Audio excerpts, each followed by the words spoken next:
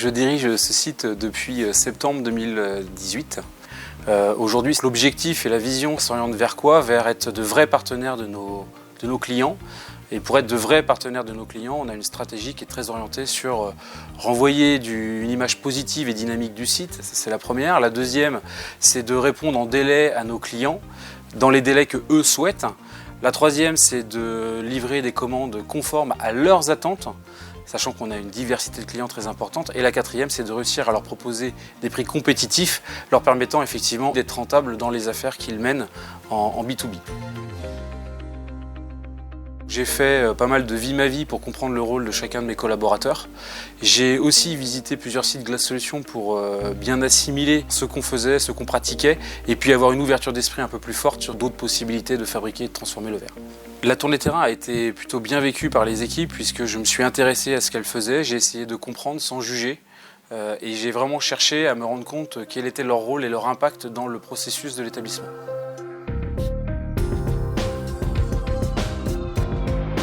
On est dans la zone de pause, là où on anime quotidiennement nos réunions du matin, le Daily Control System qu'on a pu mettre en place avec Jérôme. Donc dans un premier temps, on a redéfini le rôle de chacun. On a mis en place la liaison entre chaque service et on a créé la relation client-fournisseur, parce qu'on est tous clients et fournisseurs de quelqu'un. Et on se doit en tant que fournisseur de fournir un produit, une information de qualité dans le temps imparti. Donc les indicateurs, on les a créés de manière collaborative et participative avec l'ensemble du personnel de chaque service. La troisième phase a été de mettre en place le rituel. Donc comment elle se passe la réunion? On va balayer le flux global de l'entreprise avec l'ensemble des collaborateurs, mais pas tous les collaborateurs ensemble. C'est-à-dire qu'on va commencer à 9h30, on va prendre le service commercial avec le service planning. Le service commercial, c'est le fournisseur du planning. Le planning, pour travailler, il a besoin de commandes. Donc on va créer cet échange entre les deux services pour que chacun puisse échanger de ses problèmes, de ses difficultés et ainsi partager son quotidien via les différents indicateurs que l'on peut voir derrière. Donc on enchaîne, ainsi de suite. Donc le commerce avec le planning, ensuite le planning avec l'atelier. Et dans l'atelier, c'est pareil, on a une activité des groupes qui va être fournisseur de la ligne VI, etc., etc. Donc ça permet de balayer l'ensemble du flux de l'entreprise en 3/4 d'heure, 1 heure, 1 heure et quart. Et on a la vision globale de l'entreprise sur la journée précédente et on a la tendance de la journée qui arrive.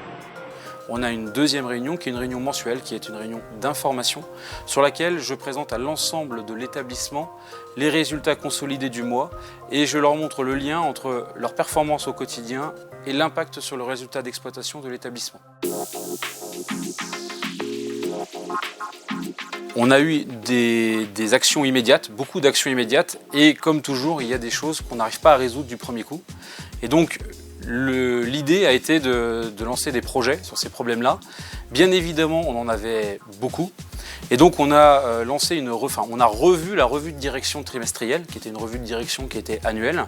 Et on s'est appuyé sur cette revue de direction pour justement, ensemble et collectivement, identifier quels étaient les projets prioritaires. Alors le projet dans lequel j'ai été impliquée, c'était le projet de la réduction des erreurs de saisie commande avec un groupe de travail de 5 personnes.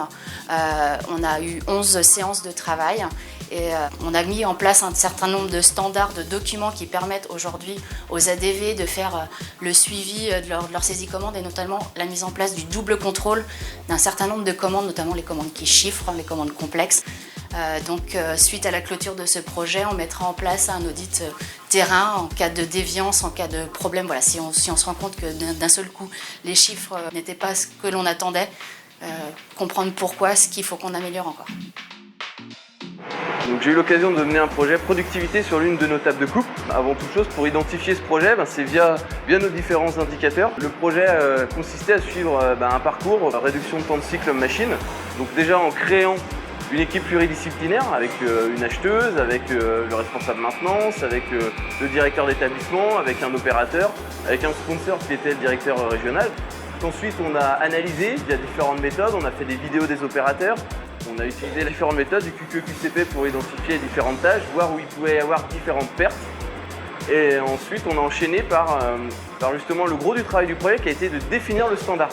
C'est la définition du standard de travail, d'appliquer vraiment des règles, quel que soit l'opérateur, qui a permis de performer via le projet. Donc une fois que la méthode de travail a été définie, on a mis en place des registres d'anomalies sur cette machine pour pouvoir voir pourquoi on n'arrivait pas à performer sur la machine. Et ainsi de suite, on a pu créer un plan d'action et on a résolu avec le groupe projet les différentes anomalies qui étaient remontées. Alors ça fait 9 mois qu'on a démarré. Les résultats du site sont très intéressants. On a amélioré de façon importante la productivité. On a progressé en rendement matière, qui était vraiment le point dur chez nous. On a aussi progressé sur la non-qualité externe. On a beaucoup de retours positifs de clients qui sentent une vraie différence. Maintenant, notre non-qualité interne, elle, pour le coup, n'a pas progressé. Et là, c'est vraiment le challenge du moment. Et sur le service client, nous avons fait un énorme progrès où maintenant il y a très peu de commandes qui ne sont pas livrées en temps et en heure, contrairement à il y a 9 mois. Au global, tout ce qu'on a pu mettre en place au sein du site Glace Solutions Codan représente les 5 axes du manager Lean. On a commencé à travailler sur la maîtrise du territoire. On a ensuite cherché à aligner les contributeurs en interne. On a ensuite défini les animations quotidiennes via un management visuel. On a ensuite structuré notre manière de résoudre des problèmes avec des Major Kaizen et des Quick Kaizen. Et ensuite, derrière, on a mis en place de la pérennisation avec des audits et une vision bien identifiée et insuffler les 14 états d'esprit Lean pour vraiment développer cette culture Lean au sein de l'établissement. Et ceci perdure avec une implication de l'ensemble des collaborateurs au fur et à mesure dans les projets.